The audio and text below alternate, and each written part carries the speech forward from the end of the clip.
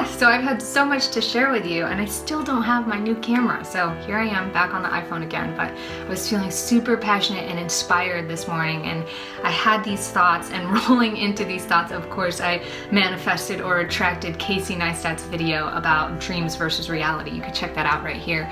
But I wanted to share with you guys my financial journey and what I learned from it. Reason being is that finances is a topic of interest for me because when I grew up feeling like we couldn't afford things. When I was a child, I wasn't able to participate in a lot of the activities or sports that I was really good in because they ended up being really expensive at the competitive level. And also, it was one of the reasons that I left home when I was 12. My mom couldn't afford to leave this unhealthy environment for her kids, so ultimately she let me go, which was one of the greatest gifts she gave me. And so what happened was when I left home at 12, I got all my craziness out. As a young, rebellious teenager with a little bit more freedom than other kids my age, I got it all out, and by the time I was a sophomore in college, or second year college, whatever you want to call it, I was a little bit jaded about my peer group and the lifestyle that was going on around me. I was so over the parties, I was so over the closed-mindedness. I had met a friend who had a lot of success in business, and I saw a great potential for myself.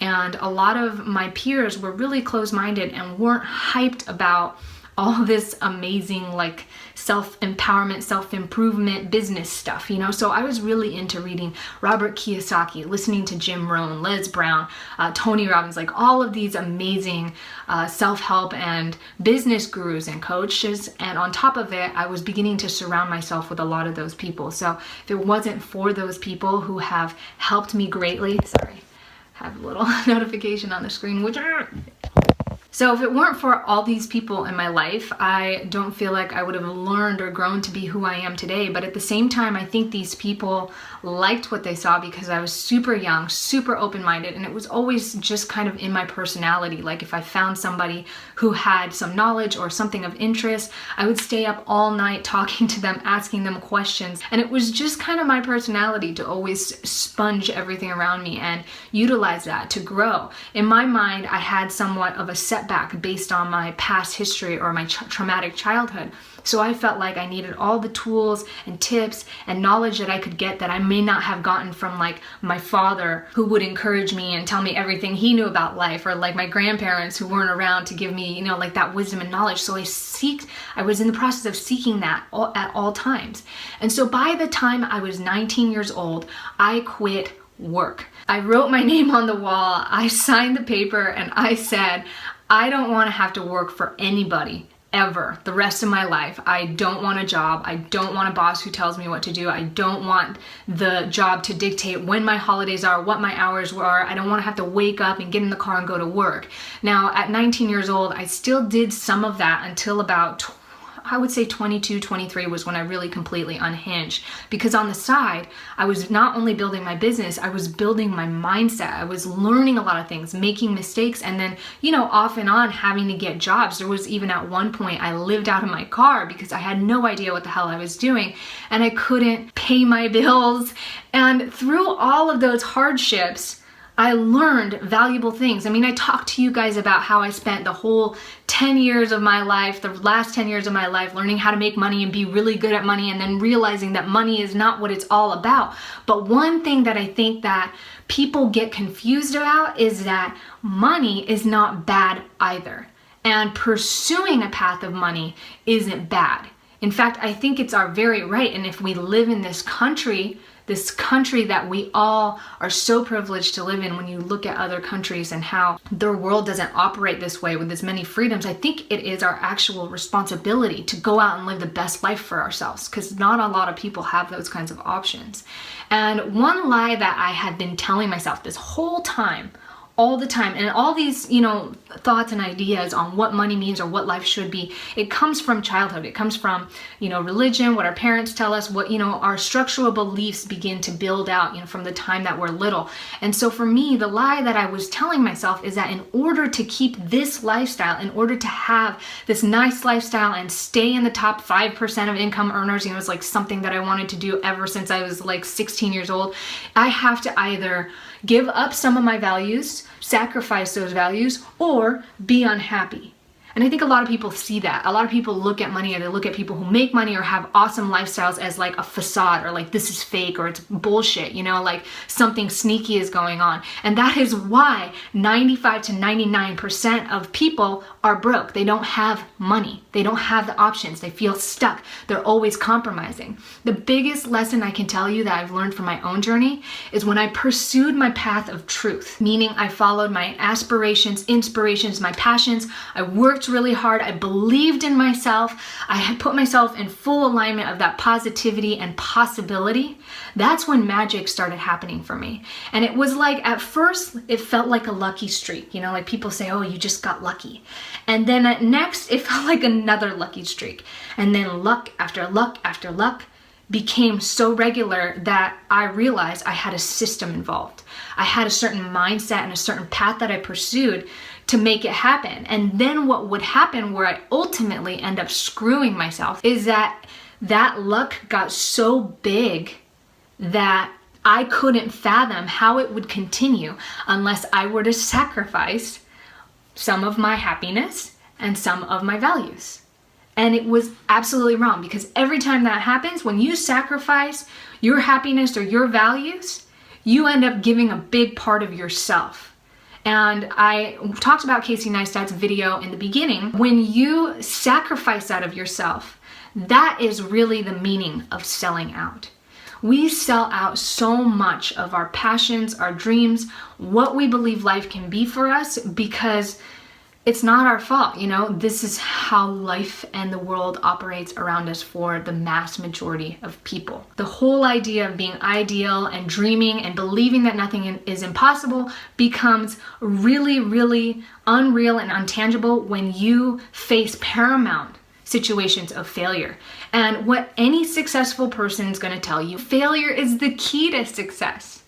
And we're so afraid of looking it in the face. So we go and we look at people like Tony Robbins and say, oh, he's such a scam artist. He's got all this money, but he's still selling for thousands of dollars some dream that everybody can't achieve. You know why everybody can't achieve it? Is because most people won't.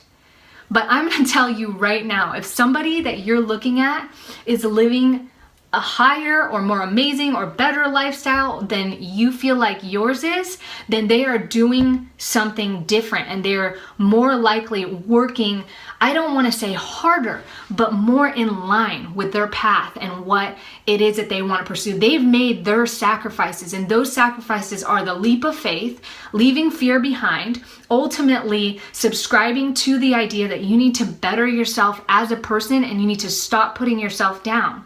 And you need to stop putting other people down and looking at the world around like you are a victim in it. Like the world is happening to you. And there's nothing you can do about it. When you have that state of mind, you're stuck. And you will always stay stuck. The reason my mother gave me the greatest gift when she let me leave at 12 years old is because that I learned at that time that I have the power to make a choice. And in that choice to leave home, it was scary. I didn't want to leave my mom. I didn't know what I was going to do with myself. In fact, I didn't even know if I was going to go to college, because I believed that I was meant to be a failure. But in leaving, I took that leap of faith. I went out into the darkness, had no idea what was happening, and experienced such a better life instantaneously. And that's not something I could have planned. I had no idea. All I knew at that moment was I just wanted something better than this. And I didn't care what it took. And that's what I told my mom. She says, where are you going to go? What are you going to do? And I said, I don't care. I just want something better than this. And I'm going to do whatever it takes to have that. And so my lesson for myself over and over and over again, and my lesson to you, is that if you want something radically different in your life, if you want to live the lifestyle of your dreams, it is possible. But the reason most people aren't doing it is because it's not meant to be easy. It's not easy. I always downplay, our lifestyle. I don't like people looking at it and being like, ooh, ah, because I've traveled that path where I've put the icing on the cake and said, look what I have, look what I can offer, look at me, it's amazing. So I learned from that experience that when you distribute or you display all the shallow aspects of your life, then you end up getting shallow people who connect with you for shallow reasons. And so oftentimes we like to really downplay our life. And I actually love when people look at my house and say, you don't have furniture, you must be poor. That's great, because those people can stay stuck in their mentality and be upset and project their upsetness and project their negativity of their lives on me all they want, as long as I'm living my truth and living in alignment with my happiness. And that's ultimately what I want to inspire in all of you guys. You know, it took me 10 years to figure out that balance of pursuing inspirations and giving myself the confidence and the belief to continue and press onwards no matter how much I failed, to be at a place where I could say, yes, I earned this lifestyle. I only work part-time. I can homeschool my kids. Both of my kids can be at home with us, and we live in one of the most beautiful places on earth. No, I'm not Tony Robbins. No, I'm not a billionaire. In fact, I don't think the amount of money you make defines you entirely. But what I do respect is for the people who have come from nothing and have made something out of it. I know the kind of journey that takes and how difficult it is and what kind of commitment and what type of person you have to learn to become to achieve that. So my main point to you is that if you really want something different for your life, if you really feel like there is something more for you and that you deserve to live and pursue your passions, your inspirations, your dreams, to have the freedom and liberation to take control of your life and create a lifestyle that you want for yourself, then you can, but you have to relieve yourself from the mindset that you are a victim and that the world is happening around you. You have to relieve yourself from your own self-judgments and from judging others, because when you look at somebody like Tony Robbins and say he's a scam artist, that's why he must have made his money, you fail to realize in your mind what it does to hold you back and limit your own personal beliefs for yourself and what you're capable of achieving.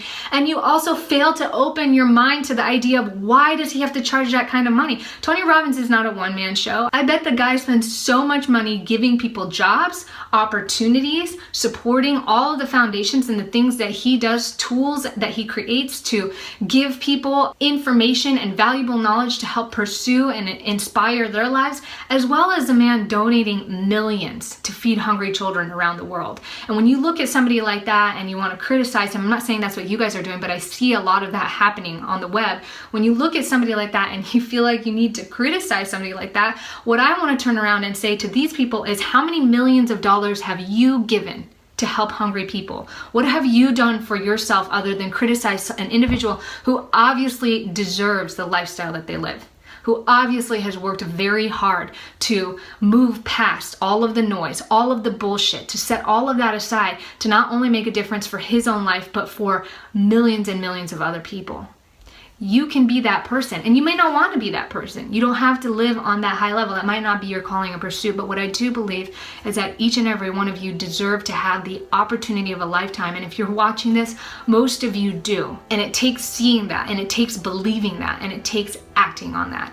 So thank you so much for listening to this very passionate message. I hope you guys feel how strongly I feel in this and this that I just want to give to you. Let's keep the conversation flowing. I know I can expand and talk about this a lot. This is another area of life aside from health and fitness that I don't talk about a lot because it comes so naturally and it just happens sort of automatically. And oftentimes when I talk about it to my peers or my family or people around me, they're really closed-minded to it.